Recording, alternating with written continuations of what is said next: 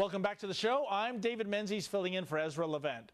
You may recall a story last year about Toronto Mayor Rob Ford being ambushed at his own private residence by a CBC TV camera crew. The outcry resulted in the CBC ombudsman, Kirk Lapointe, launching an investigation. And surprise, the CBC ombudsman claims the CBC did not violate its own standards. Joining me now is Toronto Sun's Senior Associate Editor, Lorrie Goldstein. Lorrie, glad to have you with us. Now, tell me, I think of that old saying in Vegas, two of them actually. One, the fix is in, and two, the house always wins, baby. Does this ombudsman's report, the CBC investigating the CBC, have any credibility in your eyes? Well, look, I mean, Kirk Lapointe is the ombudsman. I know him. He's an intelligent, credible journalist. But that's why I was so surprised by this report, because it's silly. Basically, what Kirk Lapointe says is that, well, you know that stuff we said about the mayor a few months ago, where we said that he called a 911 operator an effing, I'll use the word witch, there was another word he used, and lorded it over her by saying, or them by saying, don't you know who I am? I'm the fire trucking mayor of Toronto. Well, I know, the chief came out and said, well, that's not what he said. And Ford came out and said, well, I swore because I was frustrated because I didn't know who this woman was and I'd had death threats.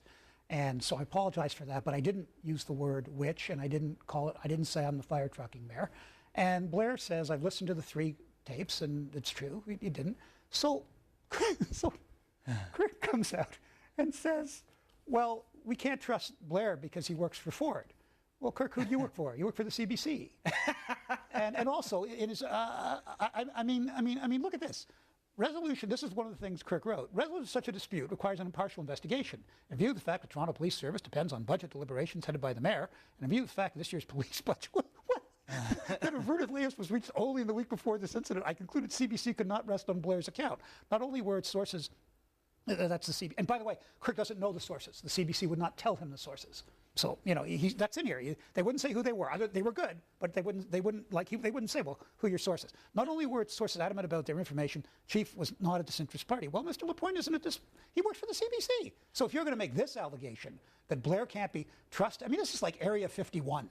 The chief is in a conspiracy with Ford. And do they really think that if what the CBC said was on this tape, that Blair would put his neck out by lying about the tape?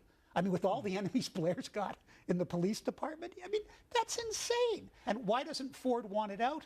Well, 2 reasons. Obviously, whatever he said, he doesn't look good in this. Obviously he calls, he's in a panic, And look, I wouldn't want my last exchange, which is taped, with Rogers on.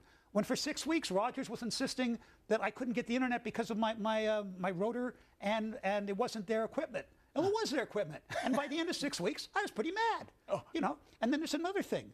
This is not just the first time this happened. Somebody in the police 911 area is repeatedly leaking maliciously stuff about the Fords. That's not right. That's not right if it's about Ford or you or me or Kirk Lapointe or whatever her name is, Mark Delahanty from the CBC, who does this nonsense. Yeah. That's not right. Where's the outrage about that? And Lorrie, I want to address that, the double standard here. When we had Mayor Miller in office for 8 years, I can't recall a single incidence of any media outlet going to his personal private residence and ambushing the mayor. And the mayor had enemies in the press, of course. Let's ask. But wait, why does he get a fair pass? How many times did the CBC, whenever I saw the, whatever her name is, Marg with the Warrior, all this silliness, it was always in the workplace. That's where they would do it. Or they would get somebody when he was going from meetings to meetings. Correct. But at home on a Monday morning, as I recall, at 8 a.m., you're trying to get to work, you're scaring the guy's kid.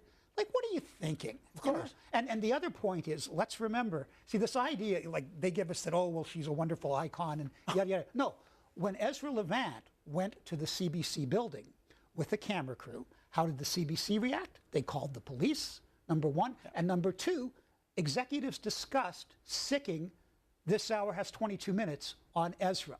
So it's not as if the comedy show is somehow independent from what they want to do politically with their news coverage. They look at that as a way to mock politicians they don't like, and obviously they don't like Ford, and that's why they went after Ford at his home. Everybody knows this. But wouldn't you say it's backfired, Lorrie? Listen, Mark Delahanty, listen, if an alcoholic newfie came to my residence at the crack of dawn, I'm calling 911, okay? I don't know that she's alcoholic. I don't think she's... Oh, it's a matter of public record, she's a actually. bore. She's, you know... No, you can look it up. Well. But I just see the public sentiment for this. It's simply not there. And to dial it back to Kirk LaPointe's report, it's just dripping in bureaucratese, as you so adroitly pointed out in your column. Yeah, it's kind of indecipherable. Well, but do you think... Listen to this. Listen to this. This is him saying why he doesn't believe Blair. Not accepting an assertion that cannot be disproved may seem unusual, but I had to regrettably conclude his statement could not resolve the disagreement. Now, of course, it should be recognized that consolation is implied acceptance of a story that can only be anonymously supported. Further, my uncle is sick, but the highway is green. Well, what does that mean? What does that mean? The other more serious thing, though, is look what the CBC is saying. Okay, we said this stuff about him. The chief says on the tape, because there's a 911 tape, he doesn't say that. We don't know what he said. He's admitting that. We don't know. We have our sources that we rely on, that Mr. LaPointe, we're not telling Mr. LaPointe. Yeah. But what LaPointe is saying is to release the tape, right? Therefore, what the CBC is saying to Rob Ford is, you must prove yourself innocent of allegations we made against you that we cannot prove. That's like a Kafka novel. That's like, now, Ford can't win. Obviously, if he releases this tape, it's going to show him rattled. It's going to show him he's not going to be sounding like a mayor. But okay. So he had a bad day. He just got bushwhacked by this idiot. And Ford's not the most comfortable guy in the media. We all know that. Yeah. But he didn't do anything wrong here. He was acting like a fallible human being. And these people want to make it look. They're wrong. Everybody who like, if you hate Ford, of course, this is going to be another reason too. If you like Ford, the CBC. But basically, look, I made mistakes about David Miller when I was, and I apologize to David Miller. Sometimes you're wrong. You don't like to admit you're wrong, but you admit you're wrong. You write it. I went to him. I apologized in person, and then it's over, and you move on. We're not going to be fishing buddies, but it's not. This is so silly. This is a classic example of a bureaucracy that cannot admit it made a mistake, so it just keeps digging. Well, Lorrie, I had so many other questions to ask you, but you did it again. We're out of time. Sorry.